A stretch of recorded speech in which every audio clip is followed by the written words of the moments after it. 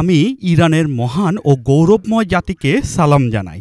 আমার প্রথম বক্তব্য হলো, সম্প্রতি শত্রুরা আমাদের দেশে যে চক্রান্ত শুরু করেছে, সেই পরিস্থিতিতে আমাদের জাতি যে ধৈর্য, সাহসিকতা ও সময়োপযোগিতা দেখিয়েছে, তার ভূয়সী প্রশংসা করছি। ইরানি জাতি প্রমাণ করেছে এটি একটি অনড়, সাহসী এবং সজাগ জাতি।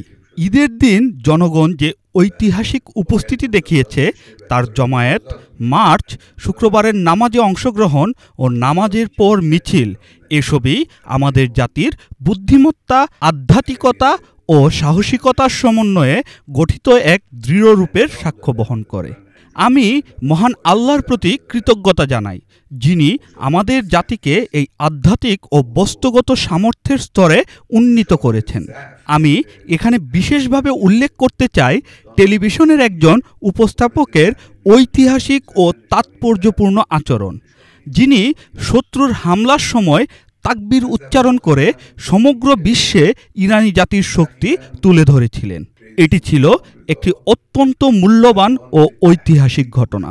দ্বিতীয় বিষয় হলো এই ঘটনা, অর্থাৎ দুষ্ট, হীনমন্য ও অবিবেচক জায়নিস্ট শাসনের এই আগ্রাসন তখন সংগঠিত হয়েছে যখন সরকারের পক্ষ থেকে আমেরিকার সঙ্গে প্রত্যক্ষ ও পরোক্ষ আলোচনা চলছিল। ইরানের তরফ থেকে কোনো সামরিক উস্কানি কিংবা কঠোর অবস্থান ছিল না।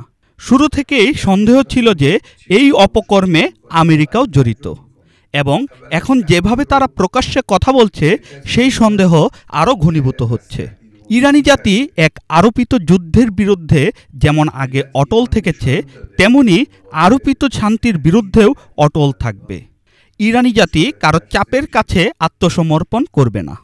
আমি আশা করব বিশ্বব্যাপী বুদ্ধিজীবীরা, লেখকরা, বিশেষ করে জনমত গঠনের সঙ্গে জড়িতরা এই বাস্তবতা তুলে ধরবেন। শত্রুর বিভ্রান্তিকর প্রচারের বিপরীতে সত্যকে পরিষ্কারভাবে ব্যাখ্যা করবেন। জায়নিস্ট শত্রু এক বিশাল ভুল করেছে, একটি বড় অপরাধ করেছে, এবং তাকে শাস্তি পেতেই হবে। এখনও শাস্তি পাচ্ছে।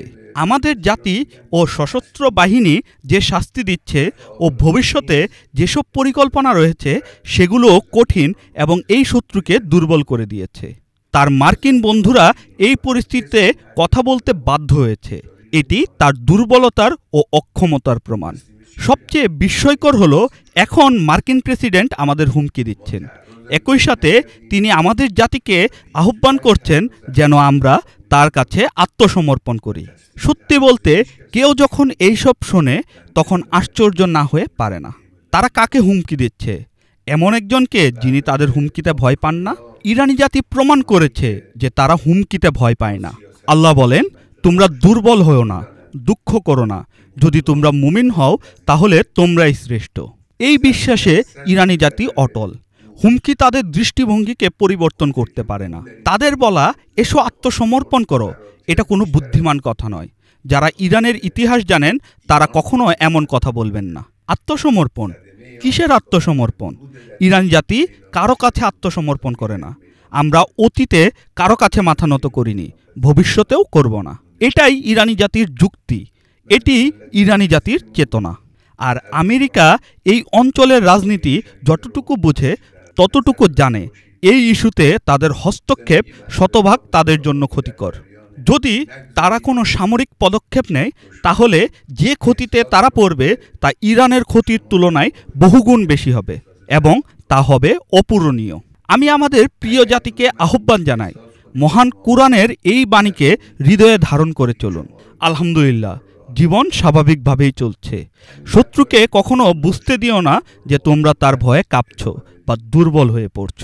যদি শত্রু তা টের পায়, সে তোমাদের ছেড়ে দেবে না। তোমরা যেমন সাহসিকতা ও স্থিরতা নিয়ে এখন পর্যন্ত চলেছ, তেমনিভাবে চলতে থাকো। যারা দায়িত্বে আছো, সেবা, তথ্য, প্রচার, জনগণের সঙ্গে সম্পর্ক, তারা যেন দৃঢ় মনোবলে কাজ করে যান এবং পরম করুণাময়ের উপর নির্ভর করে এগিয়ে যান। বিজয় কেবল আল্লাহর পক্ষ থেকেই আসে, যিনি পরাক্রমশীল ও প্রজ্ঞাময়। আল্লাহর ইচ্ছায় সত্য ও ন্যায়ের পথে ইরানি জাতি বিজয় লাভ করবে। ইনশাআল্লাহ। আসসালামু আলাইকুম ওয়া রাহমাতুল্লাহি ওয়া বারাকাতুহু।